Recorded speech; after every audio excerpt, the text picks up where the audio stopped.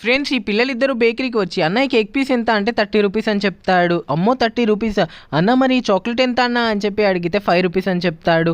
మరి కింది చాక్లెట్స్ ఎంత అంటే అసలు మీరు కొనడానికి వచ్చారా టైం పాస్ చేయడానికి వచ్చారా, కొంటే కొనండి లేకపోతే ఇక్కడ నుంచి వెళ్ళిపోండి, ఒకటి 1 రూపీ అంటే 10 రూపీస్ ఇవ్వండి అన్న, కోప్పడకండి అని చెప్పి ఆ పిల్లలు అంటారు.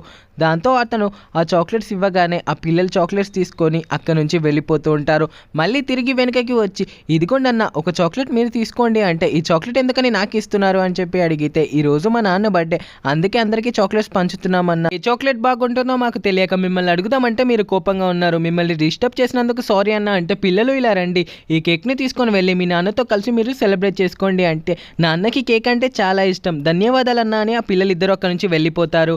వాళ్ళ షాప్ అతను చూసి, రే నిన్న ఆ పిల్లలిద్దరూ పిచ్చివాణి చేశారు, నిజానికి వాళ్ళ నాన్న చనిపోయాడు అంటే, ఏంటి నిజమా, ఆ పిల్లలిద్దరికి ఎంత ధైర్యం ఉంటే నాతో అబద్ధం చెప్పి కేక్ని తీసుకుంటారు అని చెప్పి, కేక్ని తీసుకొని వస్తాను ఉండన్నా అని చెప్పి ఆ పిల్లలిద్దరిని ఫాలో చేసుకుంటూ వెళ్తే, వాళ్ళిద్దరు వాళ్ళ నాన్న చనిపోయిన ప్లేస్ దగ్గర కూర్చొని, నాన్న నీకోసం మేము ఇద్దరం కేక్ని తెచ్చాం, ఒక అన్న మా ఇద్దరికి గిఫ్ట్ ఇచ్చాడు, తొందరగా లేచి మాతో కలిసి కేక్ని కట్ చేయనా అన్న అని ఆ పిల్లలిద్దరూ ఏడుస్తూ ఉంటారు.